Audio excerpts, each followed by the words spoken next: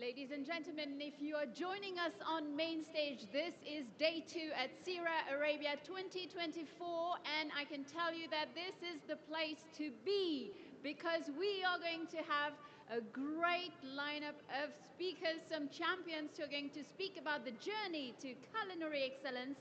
All the Bocuse d'Or winners are here with us. We are very excited to welcome them on stage. Please join me. If you are not too far, join us here. Please welcome on stage Philippe Tessier, Gaia Sky, Jérôme Bocuse, Davy Tissot, and Jonas Lundgren. Come on, guys.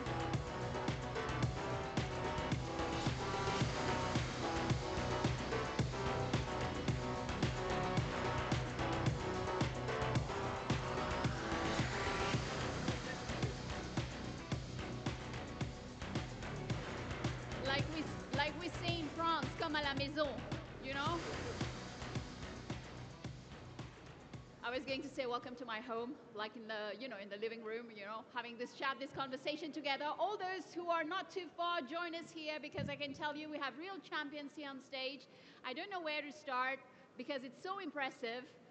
It's great. Already had a chat with Philippe and Sky, and Jérôme, it's my first time meeting you. Very delighted. Very nice to meet you. Fantastic. Maybe we start with you then. So what can I say? Everybody know the legacy, Bocuse, and Jérôme, maybe we are speaking about the journey to culinary excellence. You're all champions in your own ways. I was curious to know about how, when you have this kind of legacy behind the name and everything accomplished by your father and what you're doing yourself, how do you, balance the legacy on the one hand and keeping, trying to innovate, elevate the brand, and especially today, in today's competitive global market. So what can you say about that? Yeah, if I'm going to be general about the brand itself and not specifically about Bocuse d'Or, I think, I don't know if we're going to be the trendiest, but we want to be timeless. I think it's very important to go through times, and that's what we're working on. But at the same time, we are concerned what's around us. The world is definitely evolving, and we want to evolve with the world. So we're doing our best to keep our DNA, which is strongly rooted, but at the same time involved, with the world. And you can see it, at the contest itself, where several things had involved, with the, vegetal, the takeaway during COVID, and numerous things. So it's definitely a fine balance, like you said. Fantastic. And I think all of you, yesterday we were having this conversation with Philippe and Gaia, and we were talking about how is it like when once you're doing all these brilliant competitions and winning those very prestigious prizes, how do you keep up in everyday life, you continue your journey to excellence on the one side. So probably Davy, I will ask you that question. How can you probably tell us about a pivotal moment in your journey, in your career, that helped steer you towards your Michelin star recognition, and how it influenced your approach to achieving the excellence we're talking about here today? Hello.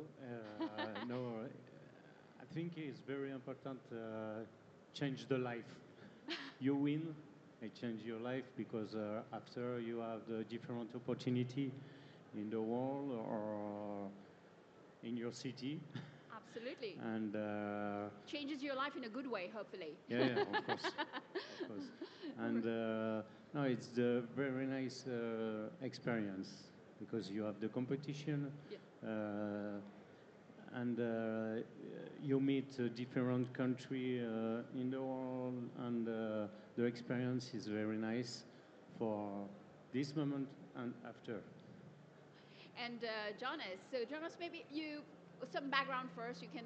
I know you've worked in top restaurants worldwide, and how have these experiences really shaped your unique culinary style, and any global influences that you integrate in your dishes today that you can share with us? Hi, I think it's everyone usually have a career starting from his own country and then during the years I traveled, travel was one of my interests, but in terms of cuisine, you can do both.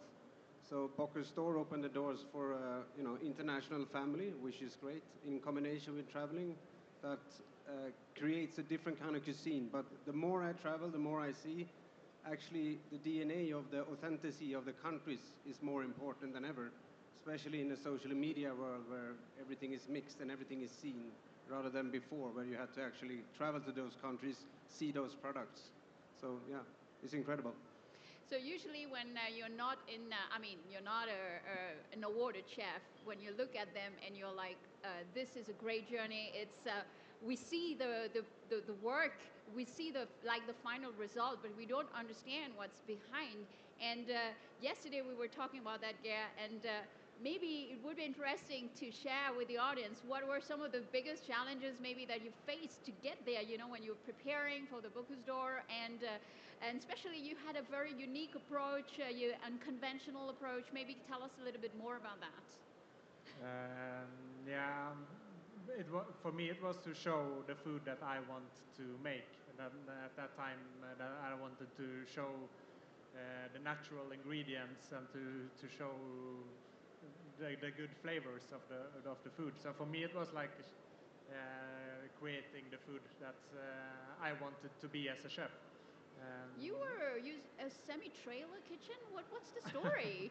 Yeah, that's one part of it. But yeah, so I had because when we go from Norway to France, you bring some equipment and some ingredients and stuff. Okay. And you always install into a kitchen in France to do the last preparations. There are a lot of good things in France, huh? Yeah. You don't need to... I'm kidding. But in Norway we have really good butter and cream, so that's maybe one of the most important things to bring. But anyway, you need a kitchen there to prepare. And then we had a trailer or a semi-trailer with a kitchen inside. So it was actually to make the logistics more easy for us. Because then we had every setup from Norway. We drove down and we prepared in that truck. It didn't end up as I did the last the last training before the competition I did in the truck, and it was the worst training ever. So it didn't give me a lot of confidence before the competition. But anyway, it kept you on the toes. So yeah, fantastic. It ended well. And Philippe. Maybe if you could share with us a defining moment in your journey to winning the Bocuse d'Or, and that really changed your approach, especially when you are innovating, when you are creating new things. What story can you share with us? Yeah, I think, for me, I come from a different background than most of the chefs here in terms of the country they come from and having a past history of winning. So coming in as the U.S. To the competition in 2015, there was no real history or confidence. Yes, I must say that you're the first American chef winning the Bocuse, and maybe... Yeah, and it's, the journey there was really just focusing on what we could control and believing in ourselves. And, I think in today's world, we often focus on what's going on elsewhere and what are other chefs doing, what is...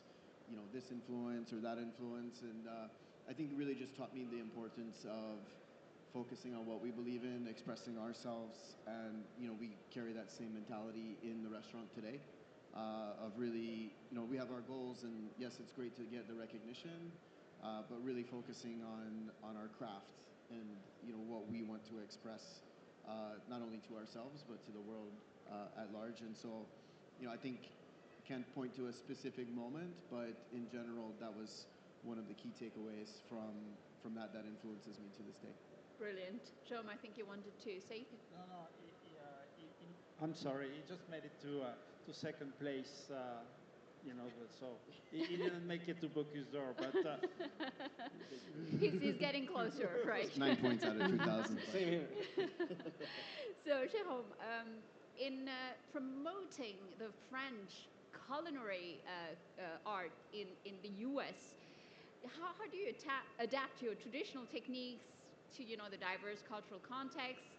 while preserving the French essence? Well, it's important, especially in today's world where you have so many cuisine from all over the world being represented, especially in a country like the US, where you have such a huge diversity. Um, French cuisine is often associated being expensive, refined. So I think, and especially where I'm at, I'm in a theme park in Orlando, and it's important that French cuisine is not only Michelin star cuisine, but it's also brasserie, bouchon, affordable, simple, and that's what we're trying to promote more than anything else.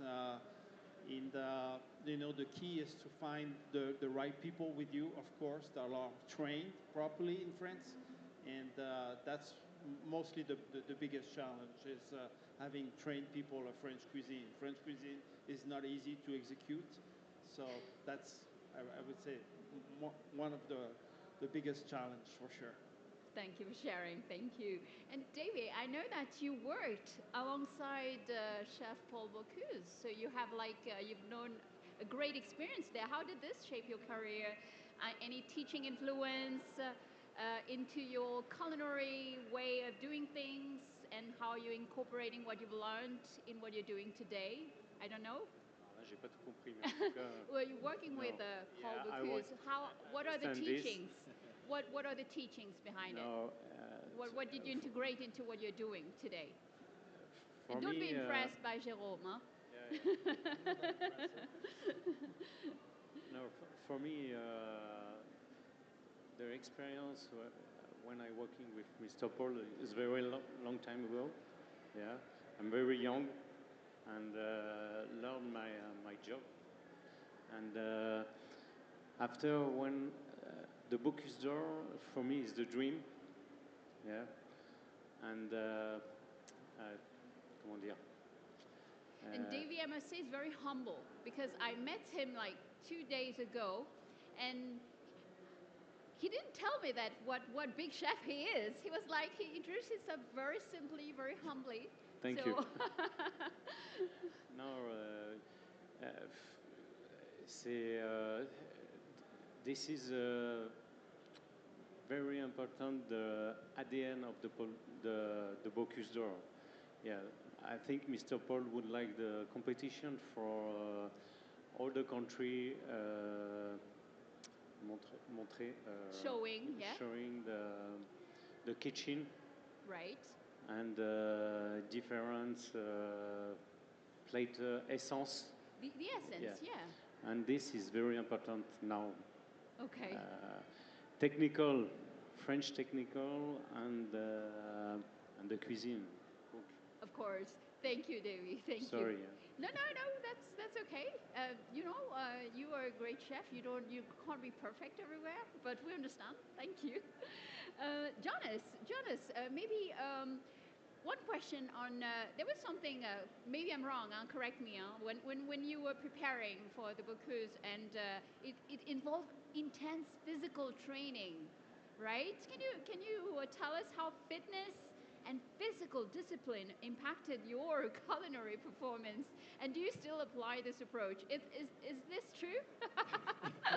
No, I didn't say anything. Yeah. I think it's interesting. When I competed, there's only one thing that I have done longer than cooking, and that's actually training. So the training part and the cooking part is sort of similar because, at least for competitions, because when you're training, you train for a long time, and the reward is much later. I mean, you train every day, you can't see any results. The same with the cooking for the competition. You spend 2 years preparing for this. You're grinding every day to get better and better and better. You can't really see it, but in the end, the result comes because of all these hours of training. And it sort of reminds me of physical training as well. So I was doing a lot of that. And also, I mean, the new generation of chef, I'm not sure, maybe we are the old generation.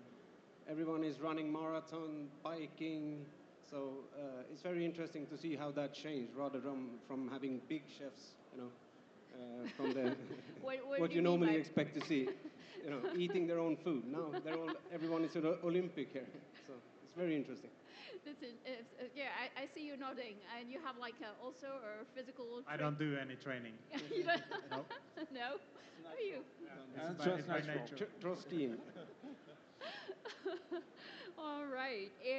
Maybe this one for you, Gear. And well, the culinary world is also rapidly evolving with trends like plant-based cooking, sustainable practices. We touched on that yesterday. Are you adapting to, or I'm sure you are, so probably tell us a bit more how you're adapting to these shifts to maintain your unique culinary style. To be sustainable, for me, it has been like that all the time. Like it's very natural for me to, like we mostly work with Norwegian products, and then all the seafood that we have is what we use a lot. So that's sustainable. But of course, you have to think about how you prepare the food and how you do in the restaurants and all these kind of things. But for us, it's been like in the DNA from the start to take care of the nature and to take care of the seafood and all the products that we use. So I don't think it's any big changes. Right. No. So Norway can be very different to the US, for example. I don't know, Philippe, any thoughts on that? Is how are your your customers responding? Do you have more of these kinds of also demand from your consumers, and you adapting, adjusting your food to also those trends, or can you say a little bit? Yeah, I mean, I think, it's interesting. There's a phrase in California, everything's farm to table. And I'm like, what's the alternative, like factory to plate? So it's really what we do every day. We don't go to the farmer's market, we go straight to the farm.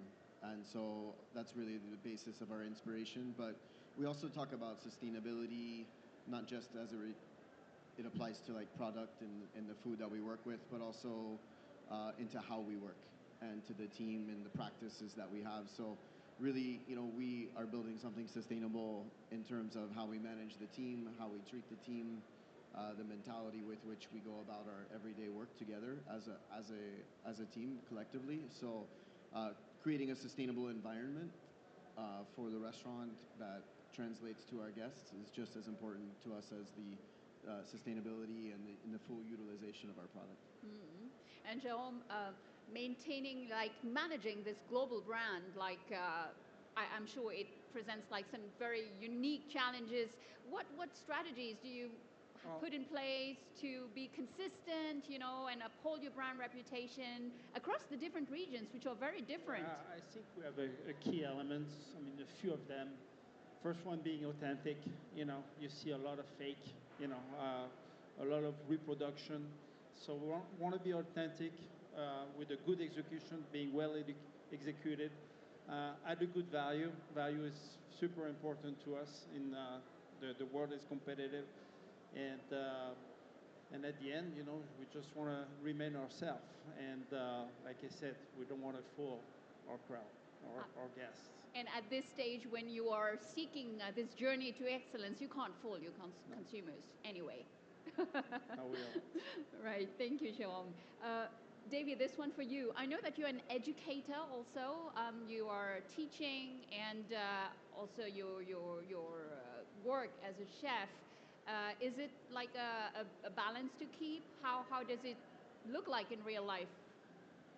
No, Does my it job, it influences your my work? job normally, I transmit the new generation. Mm-hmm. Yeah, my. Are you enjoying it? Is it tough to transmit to the younger Yes, it's very generations? important because I'm MOF, and normally in my medals, enseignement, joie et travail. Okay, teaching, joy, and work. Voilà. Translation from French. Yeah. And for me, it's important when you make a competition or the Bocuse d'Or, the past, le passé, past, present, and future. We have free vision is very important. Thank you, Davy. It's very concise. I love it.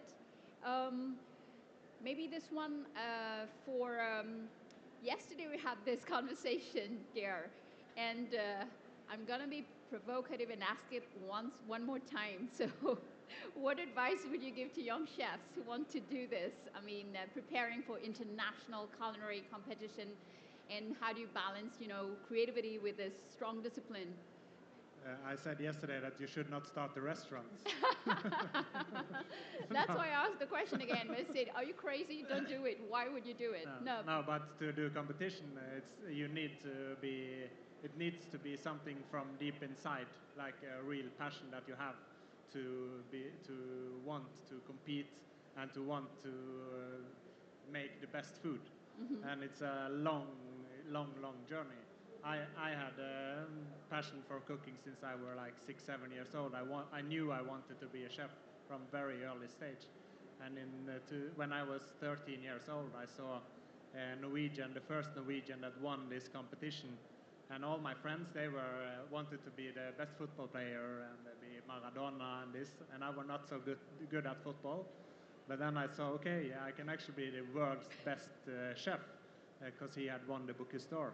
So since 13 years of age, that was my goal. And I worked hard for that for then many years. So I think it's necessary to realize that it's really hard work, but it also has to be fun on the way. Of course. It has to be something you really think is good and it's fun, and Absolutely. but it's a lot of work. And you should travel and see things and learn from the best chefs. Go to the best chefs and learn from them and go. Fantastic. Yeah. Very good advice. And John, what about you? I'm curious. What do they come when they come and they meet you, and what do they ask you? To me, I'm going to be very basic one more time. Don't try to run before you can walk. And cooking is like a construction. You need a solid foundation. I see chefs, they're going to try to cook molecular, and they can barely cook an omelet. So go through the steps, go to the learning, and step by step. It's very important. And at the end, you need to be cooking with your heart. If you don't cook with your heart, the food is never going to taste good. And Philippe, do you have like young chefs in the US coming to see you and asking you advice? And usually, what do you tell them? Yeah, I think it's a similar conversation. I mean, first of all, I always play devil's advocate, making sure this is really what you want to do. And, to the points that were just made, a lot of times people focus on the end goal instead of the journey. And the journey is really the reward. For me, Bocuse d'Or is such an incredible experience. I think it was mentioned yesterday, we do basically in the restaurant a service every night. For Bocuse d'Or, you get one chance. 5.5 hours, a year and a half, 2 years of work, all in one moment. So the intensity of focus, the intensity of detail is extraordinary, but it also is one of the most amazing experiences with the team and obviously with all of us meeting with the success we've met with, the joy of that celebration. But, I think it's important to enjoy the journey, the path along there, to be patient. People ask me the most important thing to a chef, and it's really patience. And, it's something that in today's world of constant information, constant photos and images of everything, you can get lost Absolutely. and skip past the important steps. And so for me, it's really, work for the best, always be learning, be part of a great team. Those are always the things that have been the core principles for me. So lots of hard work. I can see and can sense a lot of passion. Maybe, Jonas, I know that you have this, you're passionate.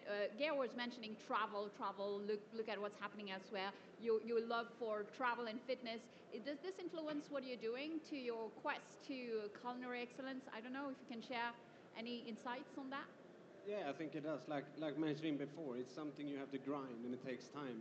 Normally, it takes, whatever you do, it takes 10 years, to become a chef. So it's a handcraft. So you got to do those 10 years, and after those 10 years, you might not be on MasterChef, you might not be Bocuse, you might not get Michelin stars. That's when you sort of educated and can start continuing your journey. But yeah, like you guys say, you got to have a lot of love for it.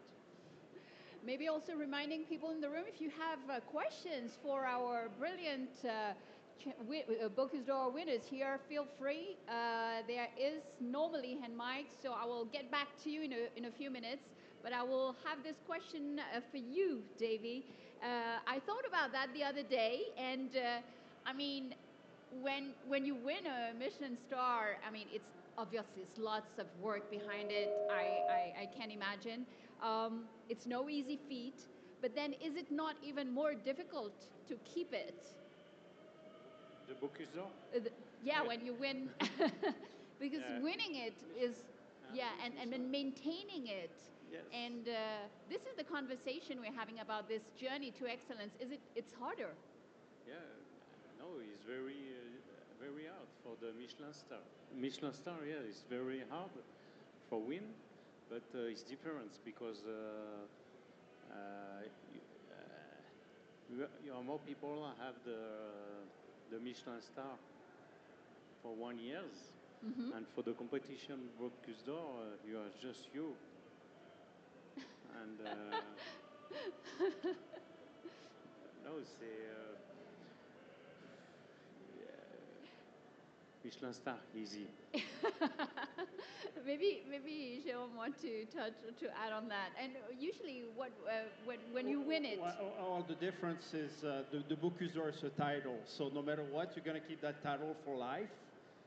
Versus a Michelin star, that's going to repeat every year. So you need to fight for it. It's lots of work. The Bocuse d'Or, nobody's going to take it away from him.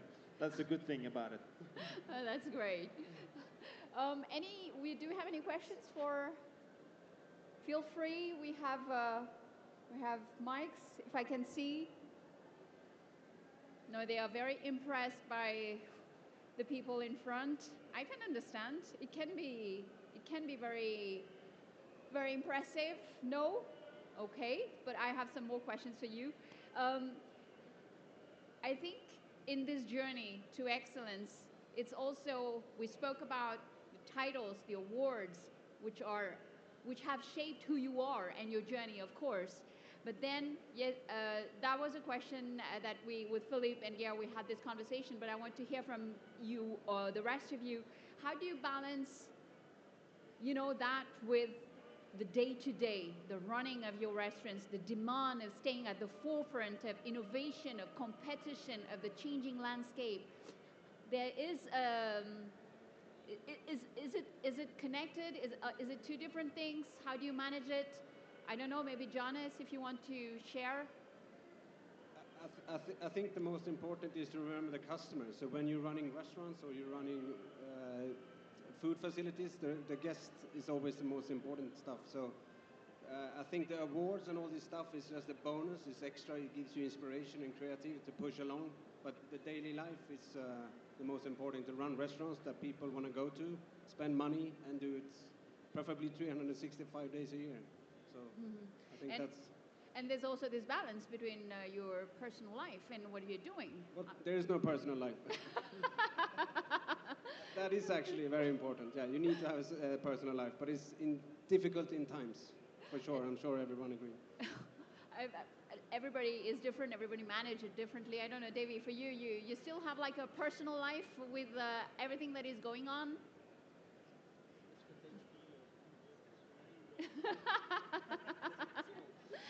You would like my number one?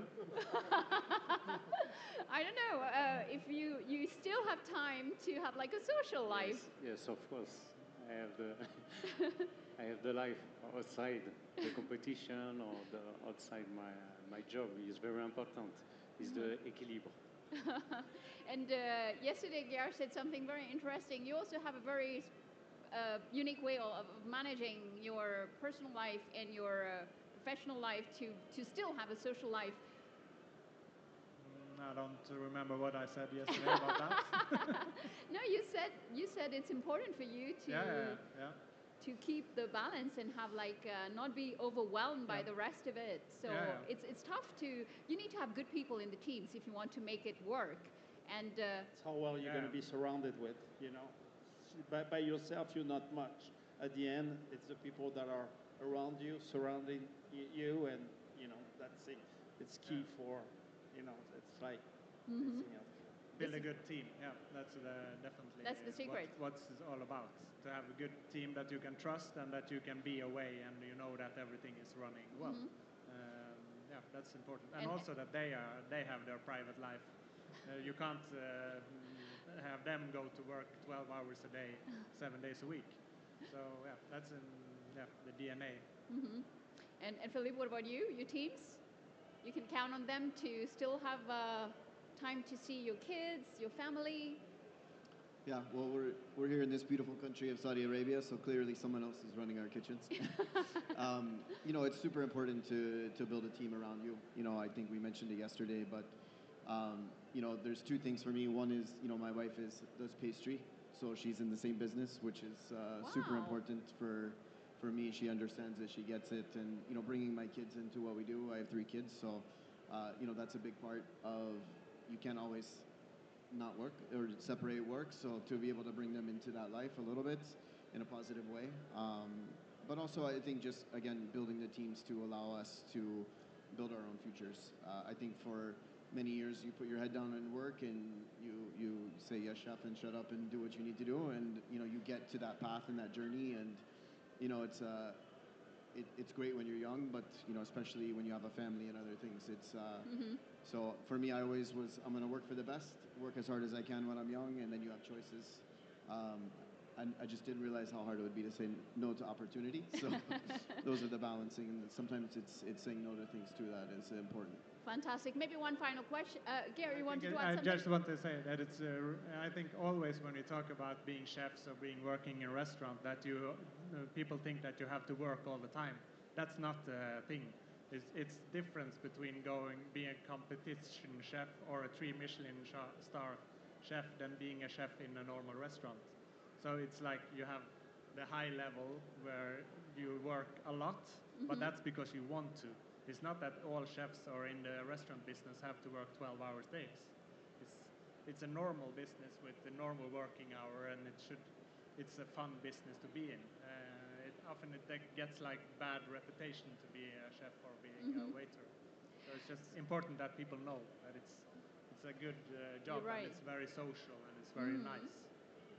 And you must enjoy what you do, or you don't do it. You won't be here if you didn't love it, you weren't passionate about what you're doing. So maybe this is one final question for all of you. The topic is really this journey to culinary excellence, and you are all great examples who have successfully navigated your ships, if I may say.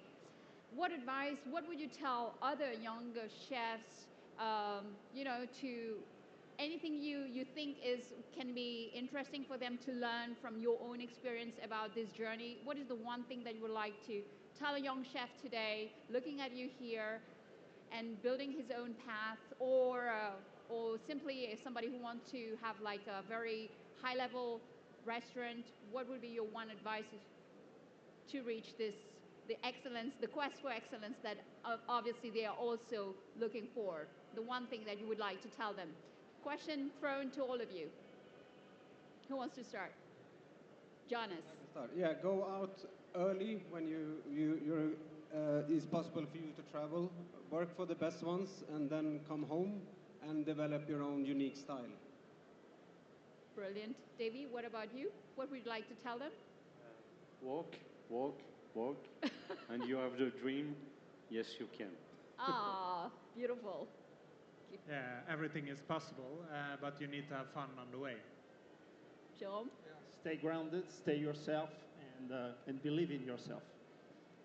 Philippe? Yeah, for me, it's always work for the best. Travel while you're young, and be patient for the journey. So Fantastic. enjoy the journey for sure. I think that's a beautiful way to end this. So again, congratulations, and thank you very much for your time. It was great to have you. Wonderful.